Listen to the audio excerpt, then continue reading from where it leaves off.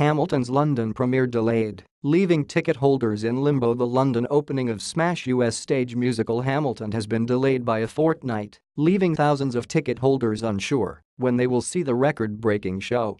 Impresario Cameron Mackintosh blamed the delay on problems with building works at the Victoria Palace Theatre as he announced that previews will begin on 6 December rather than 21 November. Some 16,000 ticket holders who had bought seats for the first 2 weeks of previews face a wait to discover when their tickets will be rescheduled.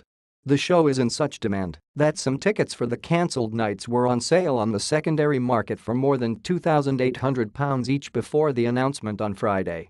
Guardian today. The headlines, the analysis, the debate, sent direct to you. Read more. The show was written by Lin-Manuel Miranda and uses hip-hop to tackle the unlikely subject of the life and times of the United States' first Treasury Secretary, Alexander Hamilton.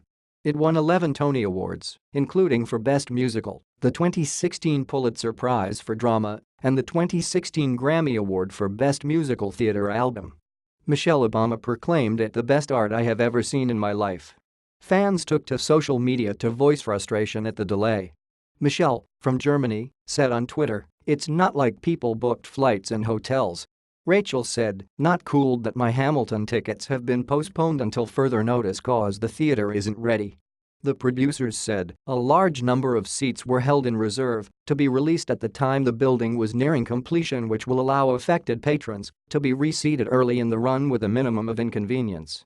Asked if compensation would be paid for travel and hotel costs, a spokeswoman for Mackintosh told The Guardian patrons will be contacted direct by Ticketmaster to discuss their own specific circumstances.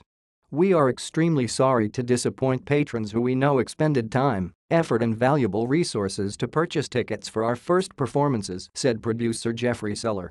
"But they will be given immediate priority so that they can be reseated as early as possible." Mackintosh described the refurbishment of the theater as thrilling and fraught. The time constraints to access the land around the theater to enable the rebuild and getting the show open to the public by the end of this year have been equally tight, not helped by the theater being built over the huge King's Scholars Pond sewer, an active 200-year-old brick tunnel, he said. Added to the usual unhelpful problems that always happen when doing up old buildings, this has put pressure on the time needed to commission the entirely new services that have been installed at the theater and obtain the necessary licenses to reopen to the public. "I am, of course, sorry to amend the performance schedule, but undertaking a private rebuilding project on this scale in central London has no precedent."